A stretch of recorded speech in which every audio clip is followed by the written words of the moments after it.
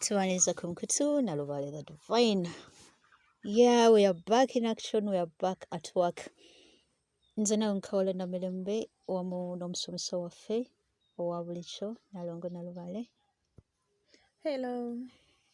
Yeah, tuli bugaba sese ekyo milembe no kitusinzira okubaweereza bannaffe mwenna abapya tubaniza ku mukutu guno beera nga osubscribinga ekigalo kikoneko ekitunudde mu bbanga osharinge ate omakinga sure nti olikinga byonna byoteekayo bannaffe abateeredde comments zaffe n'abasindika ebibuuzo byammwe eby'enjawulo tubaniza bannaffe ate era tubebaza kyansoso mwenna abeekumira ku mukutu guno abasomerako mwabakakasa nti temumesinga ketuteekayo bannaffe tubebaza nnyo tubebaliza ddala olunaku olwaleero twaliyagadde tubenga tutunuulira ensonga y'ebika n'entandikwa yaabyo era nga omusomesa waffe mweteefuteefu okubanga atuyitiramu era nga atumanyisa butya ebika we byatandikibwawo na byonna bye mujja okubanga muwulira mu musomo guno ogw'olunaku olwaleero kale muteeketeeke ebibuuzo byammwe olwo tube nga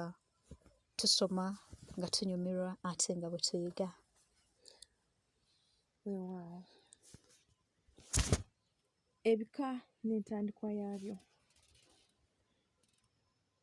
Nazi kuno abantu baali batonotono mu nsi. Abantu bwe bagenda bawera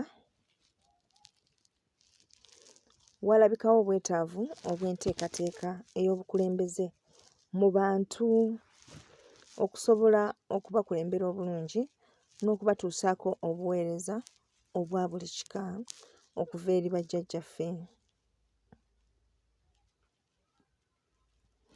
Abantu abo abaali batudde mu bukulembeze baaweebwa obubaka obwalimu endagiriro ku butya bwe bagenda okukola okusobola okufuna amaanyi gaabwe. Bano baakola emikolo era emikolo gino mwe mwabanga amaanyi ag'obukulembeze era gano gaalinga ga misambwa. Mu mikolo gino emingi ennyo gye baakola mwe mwavanga okubanga bakwasibwa amaanyi gaabwe ne baweebwa omusambwa gwabwe omukulu ogugenda okubakulembera, ne baweebwa lubaale waabwe, ne baweebwa ejjembe lyabwe ekkulu era ne baweebwa n'abalongo. Enjalula yaabwe, emisoso gyabwe n'amannya ge banaatuumanga byonna byabaweebwa ku mutendera guno. Omuntu eyaweebwa amaanyi gano gwe twaliise nti jjajjaffe ow'akasolya gwe twayita omuzimu omukulu mu kika. Kale nno eyo ye yali entandikwa y'ebika era mu bukulembeze obwakka eri abantu bajjajjaffe abo ab'obusolya abaasookawo baalagibwa nga baalinga balina okuzaala abaana nga bo baakutuumibwa nti baamasiga era ng'amasiga ago gaatuulanga nga ge gatuulamu ebiggwa awaggweera ensonga zonna eza lubaale. Ab'amasiga bano baazaalanga abaana nga ba mituba era abaana bano baasimbirwanga emituba gino egya ddala tegyabanga kigambo bugambo. Naye bano ab'amasiga bano baabeeranga kumpi n'ab'obusolya. Ekireetera amasiga agamu okulabika nga gali ewala okuva awali obusolya, bajjajjaffe abo okutambulanga abamu baagendanga kuyigga ne batadda, abalala baagendanga mu ntabaalo ne batadda, katulo ne basinziira eyo gye babadde ne basimba amakanda. Kati bo bano ab'emituba baana b'amasiga era ab'emituba be bazaala ab'ennyiriri era nga bino byonna bye njogerako gino emitendera gyabalibwanga mu baana ba bulenzi Owakasolya bw'abanga azadde abaana katugeze 7 nga kuliko abalenzi 5 n'abawala 2, abalenzi bano nga be bakola amasiga 5.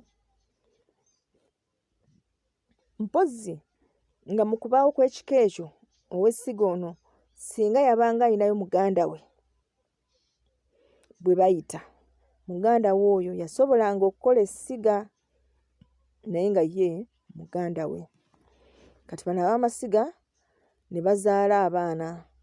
Kati katugeze ow'essiga bw'azaala abaana era naye 7 nga kuliko abawala 2, gy'emituba 5 gy'aba ayinawo. Kwegamba obukulembeze buno bwatambuliranga mu baana balenzi. Era n'ow'olunyiriri naye bw'atyo nga bw'azaala abaana 7, olwo ze nzija 5 z'aba azadde. Kale obukulembeze obwo bwatambula nga buliko endagiriro era omuntu yannyonnyolwa ki ekigenda okubeera omuziro gwe, akabbiro ke, enjalula y'abaana abalongo, enkola y'emisambwa egy'enjawulo, enkola ya lubaale w'ekika kyabwe, enkola y'amayembe ag'enjawulo, enkola y'emikago mu kika ekyo, obuvunaanyizibwa bw'ebika ebirala eri ekika ekyo, n'obuvunaanyizibwa bw'ekika ekyo eri Obwakabaka. Gino gyonna emitendera gyakkira awo mu ndagiriro bajjajjaffe abo abaatandikawo ebika gye baakola. Twafuna okubuzaabuzibwa kungi nnyo wano nga batugamba nti Kintu ye yatandikawo ebika, naye jjajjaffe Kabaka Kintu bamuyita Kabaka Kintu lwa nsonga taliiko malaalo. Buli kabaka lw'atabaako malaalo tetuyinza kumuyita Ssekabaka kubanga tuba tetulina bukakafu nti ddala yakola ki, yabula, yaseerera. Tuba tetulina bukakafu. Kati bwe tuba tetulina bukakafu kiba kitegeeza olubiri lwe lusigala nga lubiri era ye asigala nga kabaka. Kati kyekyatuuka Kabaka Kintu oyo kyetuva tumuyita Kabaka Kintu. Yagenda okujja wano ebika byaliwo nga bingi. Bino ebika 5 bye babala lwakuba nti bye byakkaanya n'ebigendererwa bye ebyali bimuleese. Bye byakkaanya n'ebigendererwa bye era yafuna abo abakkaanya n'ebigendererwa bye n'atuula nabo ennono, bwe batyo ne babangawo ennono ezigenda okukulembera Obwakabaka. Olw'okuba nti yali yeetaaga support of course ng'omukulembeze yenna yakkiriza n'abalala babeeko bye bateesa bye balaba nga bijja kutwala mu maaso eggwanga lyabwe. Naye mbakakasa nti ekyo nga kibaawo n'ebika ebirala byaliwo bingi nnyo era tebyasobola kwetaba mu nsonga eyo, y'ensonga lwaki tebyogerwako. Kati oyagala otugamba nti bino bye batugamba nti bino ebikulembeddemu ebika 5 si bye tugamba nti bye by'olubereberye before waliwo ebika ebirala ebitakkaanya na bigendererwa bye, y'ensonga lwaki tebyayingira mu byafaayo. Ndowooza olaba engeri bwe kityo bwe kyali nti ebitakkaanya na bigendererwa bya Kabaka Kintu ne biteetaba mu nkola ze na buli kimu, ebyo tebyanotisingibwa era tebyawandiikibwa mu byafaayo. Muwulidde? Naye nga byaliwo ng'ekika ky'enkejje kyaliwo n'ebirala bingi byaliwo mu kujja kwa Kabaka Kintu. Lwakuba byo kye bitakkaanyaako ye Kabaka Kintu okutabaala muganda we Bemba. Ekyo bangi tebaawagira Kabaka Kintu. Kati mu butawagira naye bwe yasalawo akole ekintu kye n'asalawo akole ki? Akole n'ebyo ebikkiriza byokka. Owulidde? Kati kakubeera okusiba Obuganda na buli kimu tebyakolebwa ku mulembe gwa Kabaka Kintu. Kabaka Buganda yasiba Obuganda wano. Naye ebyo byonna byabuzaabuzibwa mu byafaayo. Kati Kabaka Buganda abawuliriza baali yagadde bamanye, njagala obavuge mpola kubanga ebyafaayo bizze nga bibuzibwabuzibwa ate nga bikwekebwa. Yali yagadde amanye nti Kabaka Buganda ye yaliwo before nga gundi tannaba kujja Kabaka Kintu. Bitereevu. Ekitegeeza nti bino bye bagamba nti Kabaka Kintu yavaako Obuganda ekyo si kituufu, kya bulimba kubanga Kabaka Buganda atuula awo Ntebe Lunnyo weewali olubiri lwe. Kabaka Buganda yatandikawo enkola ey'Obuganda era ye yasiba Obuganda mu biseera ebyo nga yeddira Mmamba era n'agamba nti kijja kulabika bubi nnyo abooluganda okufuga mu ntebe eya Nnamulondo mu ngeri ey'omuddiriŋŋanwa. Ye kwe kusalawo yeddira Effumbe. Era Kabaka Buganda yatandikawo ekika ky'abaki ky'Abamafumbe ekitegeeza era nga y'entege Buganda. Y'entege Buganda. Kikulaga nti n'Abeffumbe baaliwo nga Kabaka Kintu tannajja. Butereevu baaliwo, ebika bingi byakola ki? Byaliwo.